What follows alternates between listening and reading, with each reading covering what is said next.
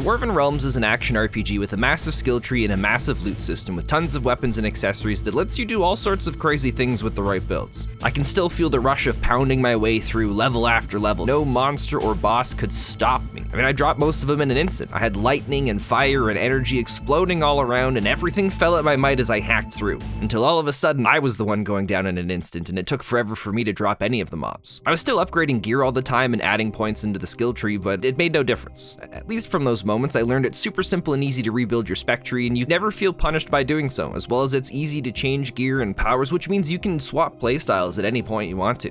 Although you'd have to spend a lot of time leveling up your new weapon to unlock all the abilities and skills that you had for your previous one, but if at any point you wanted to completely shift your approach of how you're doing things, the game let you in a way that felt encouraging. It didn't matter what I did, nothing helped me break my lack of progression. Heading to Steam, I was curious to see what other people thought about it, and the reviews of the game were great. People were loving it, and I also came to the conclusion that I'm just bad and I need to get good. For fans of this style of ARPG, there's a few other things that will appeal to you. First off, the game is multiplayer, so you can go through all of what this game has to offer with other people. There's also a leaderboard of all the best players of the game that's always up to date, and there are even seasons to the game, and I believe it's currently on its 14th or something like that. Plus, if you make it to the end game, there's this thing called end game ruptures that are endless dungeons that are supposed to go on forever. The only thing that I didn't like was that every level pretty much feels the same. You load into a small walled-in map, there's an infinite horde of enemies that spawn in and around you, you kill enough of them to unlock the boss room, then you go in and defeat the boss. Rinse, wash, repeat. Enemies may look different, but there's only ever two variations of how I found myself approaching combat. There's no ranged guys? Cool, let's hack and slash. Oh, there are ranged guys? Okay, well let's keep hacking and slashing, but we'll also move around a little bit too. And that's pretty much Dwarven Realms for you. I don't think it's a bad game. I really enjoyed my time playing it, minus the moments near the end where